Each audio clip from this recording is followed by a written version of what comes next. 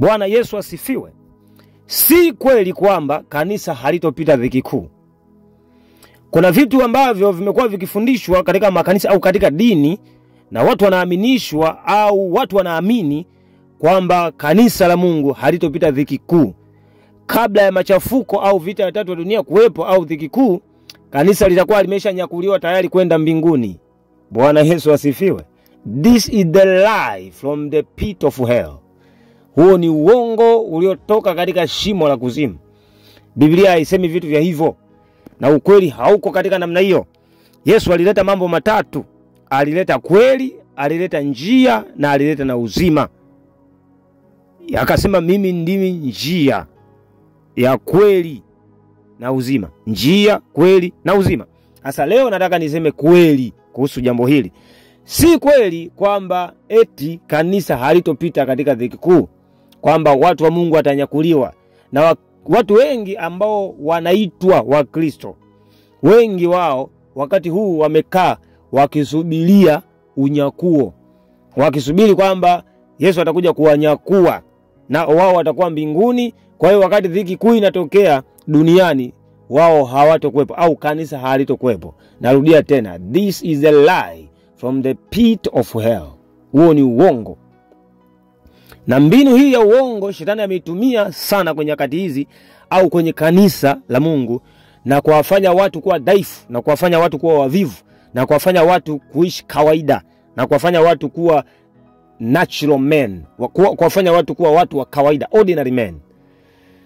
Ni hivi, unaposoma katika Biblia inasema kisha na sisi tutanyakuliwa pamoja na Bwana, kwenye kitabu cha Wathesalonike, kwamba Yesu atakuja, ataonekana katika anga, alafu waliolala, waliokufa yani, watafufuliwa kwanza, kisha na sisi tutaungana pamoja nao kumlaki Bwana mawinguni. Eneo hilo linazungumza kuhusu Yesu atakapoanza kutawala ile miaka 1000. Kwa sababu anga liko chini ya mwanadamu, lazima ufahamu. Anga liko chini ya wanadamu, wana wa Mungu.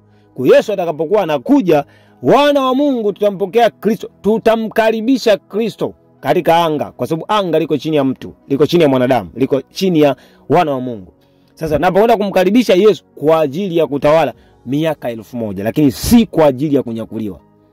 Si unyakuo ambao watu wengi na wanatheolojia wengi au watu wa dini wengi hudai kwamba kanisa halitopita katika dhiki kuu. Lazima watu wa Mungu tufahamu kwamba mbele yetu kuna vita ya tatu ya dunia, ambapo watu watapita. Hakuna mtu, no man will escape this. Hakuna mtu yeyote ambaye atakimbia hili. Hakuna mtu yeyote ambaye atakimbia dhiki kuu. Hakuna mtu ambaye atanyakuliwa kabla ya kanisa, kabla ya dhiki kuu. Sasa kama mtu wa Mungu Mkristo, usijifiche kwenye uongo huu na ukaaminishwa kwamba bwana, dhiki kuu haituhusu sisi. Wakati dhiki kuu inatokea, kanisa litakuwa tayari limeshanyakuliwa. Mwambie aje mezani, uongo huo uje mezani katika Biblia. Tuangalie ni wapi ambapo Mungu anasema kwamba kanisa lake litanyakuliwa kabla ya dhiki kuu. Haleluya. Kama kanisa litanyakuliwa katika Biblia kwenye kitabu cha Ufunuo, utaona anasema, kuna mahali anauliza hawa watu ni watu gani waliovaa mavazi meupe? Watu wengi. Biblia, alafu yule anayemjibu anasema hawa ni wale ambao wametoka katika dhiki ile kuu, na wao wamekataa kuichukua chapa ya mnyama. Sasa hawa watu ambao wamekataa kuichukua chapa ya mnyama wanaonekana wako mbele ya kiti cha enzi cha Mungu, wamevaa mavazi meupe, wameoshwa. Hao ni watu gani? Haleluya. Kwa hiyo kiufupi nataka ufahamu kwamba lazima watu wa Mungu tujiandae kwa ajili ya vita ya tatu ya dunia, tujiweke vizuri kwa ajili ya dhiki inayokuja. Achana na uongo wa watu kukutia moyo na kukufariji, faraja ya kipepo ambayo haina maslahi yoyote, haina manufaa yoyote kwako, kwa sababu baadaye itakushangaza. Kwenye dhiki kuu, kwenye vita hii ya tatu ya dunia, watu wengi wa Kristo, watu wengi wenye imani ya Kristo wataachana na imani hii, kwa sababu walitegemea kitu ambacho ni tofauti na kile wanachokiona. Kwa hiyo chukua hii, weka akilini kabisa, rudi katika maandiko, soma Biblia. Jua namna ya kuelewa maandiko yanasema nini. Haleluya. Na ndio maana mtu mwingine atakwambia bwana, sisi tutakaa mbinguni, duniani Kuna tofauti kati ya kukaa na Bwana milele na kwenda mbinguni, ni vitu viwili tofauti. Na ndio Biblia inasema kisha nikaona mbingu mpya na nchi mpya. Mambo mengine, ukweli mwingine, kwa sababu giza limetawala kwenye fahamu za watu na watu wameshaaminishwa vitu ambavyo kimsingi havipo katika Biblia wala si mambo ya Mungu hayo. Lakini kwa sababu yameingizwa kwenye kanisa na kwenye muundo wa kidini, watu wengi wanaenda katika namna hiyo na kuamini. Wanaacha kweli, wanafuata dini. Unaacha kweli, unang'ang'ania dini. Unaacha kufuata ukweli, unang'ang'ania dini. Na ndio maana huwa anasema I hate religion, kwa sababu dini inamweka Mungu kwenye box. Inamficha Mungu. Inaweka giza kwenye fahamu za watu. Ndio mambo kama hayo watu wamemezeshwa kwamba wao hawatopita katika dhiki kuu, kwamba wao bwana watakwenda mbinguni. Watu wamemezeshwa kwamba pepo wachafu ndio malaika walioasi. Ni kitu ambacho tofauti kabisa na maandiko. Hakipo. Haleluya. Watu wanaamini kabisa kwamba vita ilishapigana mbinguni tayari na shetani akafukuzwa na malaika zake. Malaika ndio wakawa mapepo, lakini hiyo sio Biblia. Hakuna vitu vya hivyo. Haleluya. Sasa sihitaji kuzungumza kuhusu ukweli wa mambo mengine, lakini leo nahitaji tu ujue kwamba tujiandae kwa ajili ya kupita kwenye vita ya 3 ya dunia. Usikubali kudanganywa. Fanya maandalizi. Consecrate. Kaa na Mungu. Jiandae kwa ajili ya kusurvive ndani ya miaka 3.5. Ni kipindi fulani ambacho giza litatawala katika dunia. Haleluya. Na usije ukafikiri kwamba ni mpango wa shetani. Ni mpango wa Mungu kabisa, kwa ajili ya kuondoa kila mapando ambayo hayajapandwa na yeye. Na ndio maana Yesu akasema kila pando lisiyopandwa na Mungu litang'olewa. Jinsi ya kuyang'oa mapando ni kwa kusababisha pressure, ni kwa kusababisha mtikisiko. Haleluya.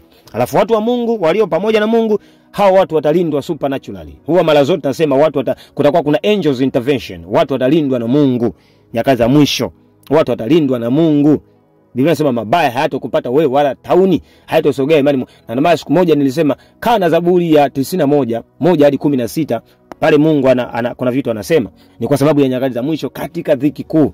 Anasema nitashuhudia kwa macho yangu watu watakapoanguka mkono wangu wa kushoto au bavuni pangu, lakini hayo yote hayatokupata wewe. Lakini wewe kwa macho yako utashuhudia Mungu akiwalipa uovu wale wanaotenda uovu. Haleluya. Lakini anasema Bwana atakuokoa wewe. Tauni haitokupata.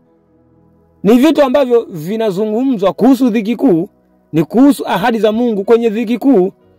Sasa leo ukija kusema kanisa halitopita kwenye dhiki kuu, nitakuuliza mambo haya yameandikwa kwa ajili ya nani?